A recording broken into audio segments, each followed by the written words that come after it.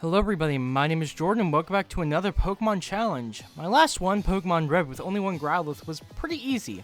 Let's do one that should be at least a little harder this time. Today I'll be attempting to beat Pokemon Platinum with only one Sneasel. Now, Sneasel actually has some pretty damn good stats. Very high attack and speed, but very low defenses and special attack. Taking a look at its moves though, I think you can see a bit of a problem. Only one ice move by level up, and it's not until level 28, and it's special. And it doesn't even learn any physical ice moves by TM besides Avalanche, and that's not until the 7th gym. We'll need to get Ice Punch from a move tutor, and Shards can take a while to get, and that still won't be for a while. Before going into the run, I'm confident I can win, but we're gonna have a good amount of brick walls. Rourke, Maylene, and especially Flint. And also especially our rival's starter in any fight has Mach Punch. Let's explain the rules. In combat, I can only use one Sneasel. I can use other Pokemon for HMs, but I'm not allowed to use them in battle. No glitches or exploits. No items in battle. Only Pokeballs, held items, and items outside the battle are allowed. Let's do this. First up, I used the Universal Pokemon Randomizer to replace Turtwig with Sneasel. I did this so our rival has Chimchar, the hardest Pokemon for us to fight. I nickname it Sneasel, because I'm really clever and funny and haha. Ours has a bashful nature, so it's neutral. I'm fine with that. We also have Keen Eye for our abilities, so that prevents our accuracy from being lowered. Our first rival fight was an easy, no damage sweep. All they did was growl and leer for God knows what reason. We get to Rourke at level 15 and we can't beat him yet. We just don't have enough health to survive, but we're close. Just a couple more levels and we can easily beat him. We try again at level 18. Geodude goes down a few feint attacks, but only sets up Stealth Rock. I use Screech on Onix as he hits us with a weak Rock Throw. I use Feint Attack, he uses another Rock Throw, he heals it with a Potion, and 2 more Feint Attacks finish it off. Last is Cranidos, who almost goes down to a Feint Attack. Does a bit of damage to us with Headbutt, then we take it down with another Feint Attack. At the Valley Windworks, we have a fight against Commander Mars. It's pretty easy though. Zubat goes down 1 feint attack, and Perkleigh didn't even get us down into half health before we take it down in 3 feint attacks. In Eterna City, we have a fight against Gardenia, the grass gym leader, and while it took me 2 tries, the second attempt I used Taunt on Turtwig to prevent it from using Reflect, and then swept through her whole team with feint attack. At the top of the Eterna Galactic building, we have a fight against Commander Jupiter. It takes a few tries, but eventually we get this run where Zubat goes down 1 feint attack, and we return Skuntank down, only surviving on 12 health by the time it goes down. In Hearthome City, we have a fight against Fantina, the Ghost Gym leader, and unsurprisingly, it was a complete one-shot sweep. Right after that, though, we have another rival fight, and in complete contrast to the Fantina fight, we don't stand a chance yet. His Monferno absolutely destroys us, and since it's Mach Punch is a priority move, all I can do is level up. Eventually, at level 36 in many attempts, we 2-shot Staravia with 2 feint attacks, with only using Double Team. Monferno hits us with a powerful Mach Punch, but we crit it with return for a 1-shot. Weasel and Roselia both go down 1 feint attack each. Considering Monferno ended most of my runs, I'm dreading future fights against that thing. We get to Maylene, the fighting gym leader, at level 39, and it actually only took us a couple tries, but on our 3rd try, we get this run where we 1-shot Meditite with a critical return, Lucario goes down 1 return, and Machop takes over half of his health from return. We survive Karate Chop with only 14 health, then finish it off with another return. That went way easier than I expected. Before we enter the Pastoria gym, we have a fight with Barry, and this was just awful. Most of my runs ended with his damn Monferno 2-shotting me with Mach Punch, but eventually I get this run where Staravia goes down 2 feint attacks, Monferno hits us for over half of our health with Mach Punch, then we 1-shot it with a critical return. That's the only way I was able to take it out. I'm dreading when it evolves. Roselia goes down in 2 feint attacks, but hits us with a weak Magical Leaf, and last out is Weasel, who hits us with a weak Aqua Jet before we take it out with 1 feint attack.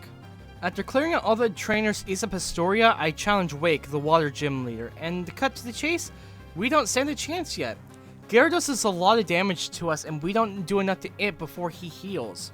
We need to grind. I come back at level 55 and we completely destroy his team.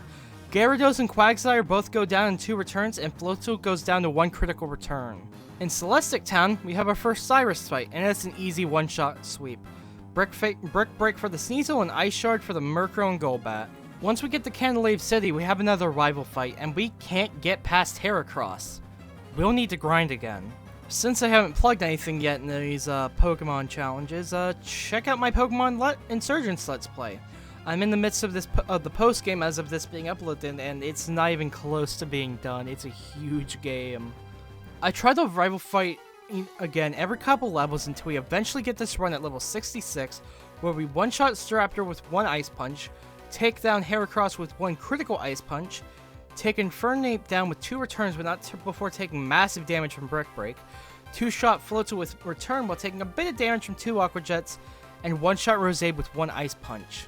After clearing out Iron Island, we have a fight against Byron, the Steel Gym Leader, and we wiped the floor with him. The only damage we took was from the Sandstorm Steelix started. After wiping the floor with Saturn and Mars at 2 of the lakes, we fight Candace, the Ice Gym Leader, and we mop the floor with her as well! Nothing else to say! At the top of the Galactic Veilstone building, we have another Cyrus fight, and once again, it's another one-shot sweep. At the end of the Distortion World, we have our final Cyrus fight. Houndoom goes down 1 Brick Break, Honchkrow goes down in 1 Ice Punch, Weebo hits us with a weak Fake Out, the next turn we take it out with 1 Brick Break. We hit Gyarados with a powerful return, it hits us with a Waterfall, and then we finish it off with another return.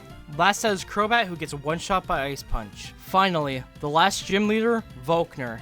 And it was pretty easy. The only Pokemon we didn't one-shot was his Luxray, who took a chunk out of her health with a critical Fire Fang before going out in the following 2 Ice Punches.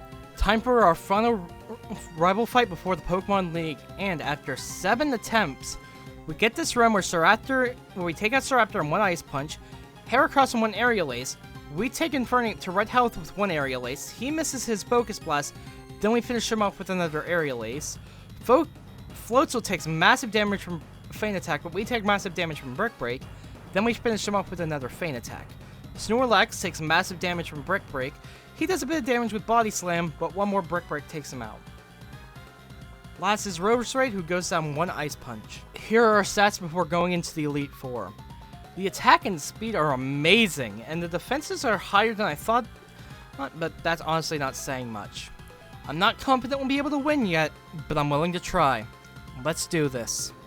First is Aaron, the Bug Trainer. Mega and Heracross were one-shots. Scizor hangs on from Brick Break and does massive damage with X-Scissor, but 1 more Brick Break finishes the job. Vespiquen is a one-shot with Ice Punch, and Drapion takes a lot of damage from Ice Punch, does a bit of damage to us with X-Scissor, then we finish it off with another Ice Punch. Next is Bertha, the Ground Trainer, and it was surprisingly a no-damage sweep. Though it was only because we one-shot her Whiscash and Golem with crits, and Rhyperior missed her Mega Horn. Next is Splint, the Fire Trainer, and we just can't win yet. We're so close though, because on my last run, we actually made it to Magmortar and only lost to the Flame Body, and it was my luckiest attempt out of a dozen. We just need a couple more levels. At level 90, after a few attempts, we get this run where we one-shot Houndoom with a Brick Break, one-shot Infernape with Aerial Ace, we take Flareon to a Sliver with Feint Attack. Thankfully, he misses his Will-O-Wisp. Flint heals it with a Full Restore, then we one-shot with another Feint Attack. Rapidash almost goes down from Feint Attack, but takes itself out with the recoil from Flare Blitz while doing over half of our health. Last out is Magmortar, who takes massive damage from Feint Attack. He eats his berry. We survive on only 21 health from Flamethrower, then finish him off with another Feint Attack. In between battles, I heal up with a couple Movement Milks and an Elixir as items outside the battle are allowed. Next up is Lucian, the Psychic Trainer, and he's a one-shot sweep with the exception of Bronzong, who we do a lot of damage to with Feint Attack. We lose half of our health from Gyro Ball, then take him out with another Feint Attack. At last, it's the Pokemon Champion, Cynthia. Spiritomb goes down in 2 Feint Attacks, while only doing a bit of damage with Silver Wind. Lucario goes down 1 Brick Break, Togekiss and Garchomp each go down in 1 Ice Punch. Milotic goes down 2 Feint Attacks, while only hitting us with Surf. And Roserade is out last, and it only goes down in 1 Ice Punch, winning us the run. Well, that run went way smoother than I expected. I was expecting fighting types would be worse to deal with, and I was expecting to be level 100 to get past Splint. Anyway, in 2 weeks, I'll be doing one of my most dreaded Pokemon challenges, Pokemon Black with only Solosis and Gothita. If you guys enjoyed, make sure you like, subscribe, and ring the bell, and I'll see you guys later. Peace.